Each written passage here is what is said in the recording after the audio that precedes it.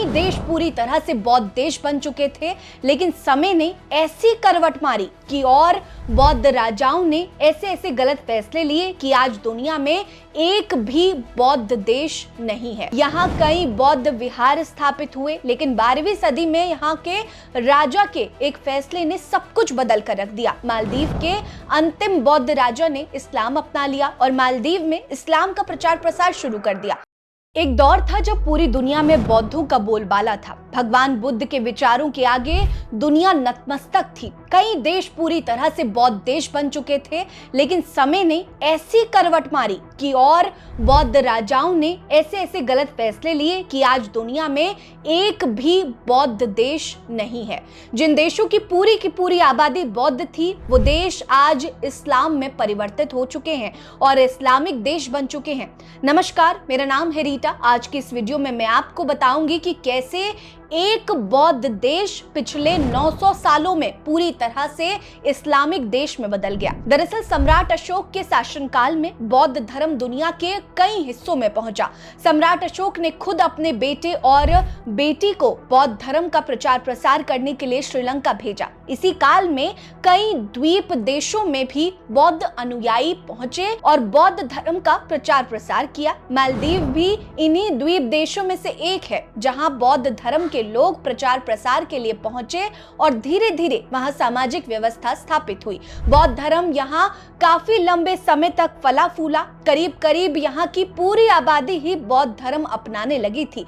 यहाँ कई बौद्ध विहार स्थापित हुए, लेकिन 12वीं सदी में यहाँ के राजा के एक फैसले ने सब कुछ बदल कर रख दिया। जी हाँ, मालदीव के अंतिम बौद्ध राजा ने इस्लाम अपना लिया और मालदीव में इस्लाम का प्रचार प्रसार शुरू कर दिया।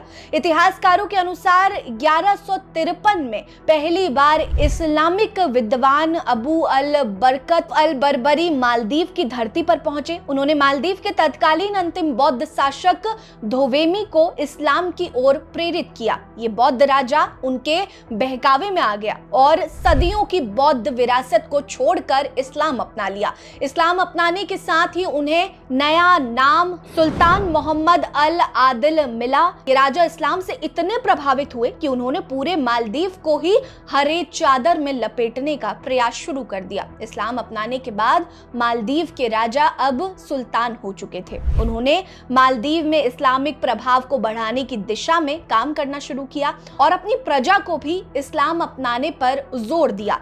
यही कारण रहा कि पूरी तरह से बौद्ध आबादी वाला देश मालदीव एक इस्लामिक देश में परिवर्तित हो गया और काफी बड़ी संख्या में राजा के डर से लोग बौद्ध से मुसलमान बन गए।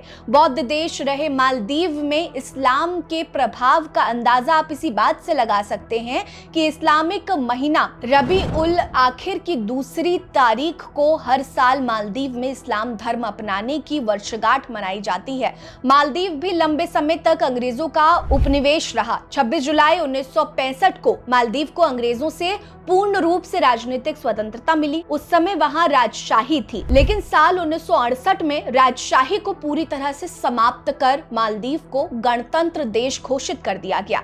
आज के दौर में मालदीव एक लोकतांत्रिक देश है, लेकिन वहां लोकतंत्र काफी मजबूत नहीं है।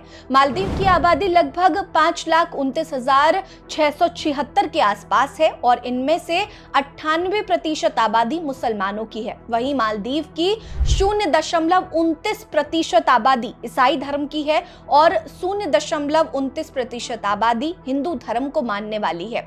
सोचिए कि जो देश पूरी तरह से बौद्ध हुआ करता था, वहां आज के समय में बौद्ध बचे ही नहीं हैं। जो मालदीव एक दौर में भगवान बुद्ध के विचारों पर चलता था, आज इसी मालदीव में शरिया कानून को माना जाता है। कभी बौद्ध धर्म का सबसे बड़ा गढ़ रहा मालदीव पिछले 900 सालों में पूरी तरह से एक इस्लामिक देश बन चुका है। यहाँ आज भी बौद्ध धर्म के तमाम अवशेष हैं, लेकिन अब वो लगभग पूरी तरह से जर्जर हो चुके हैं। एक बौद्ध राजा के फैसले ने हमेशा के लिए मालदीव का इतिहास और संस्कृति सब कुछ बदल कर रख दिया। आपको हमारी ये वीडियो कैसी लगी कमेंट करके बताएं। साथ ही वीडियो को लाइक करना मत भूलिएगा। चैनल जरूर सब्सक्राइब करें। हमारे साथ बने रहिए। नमस्कार।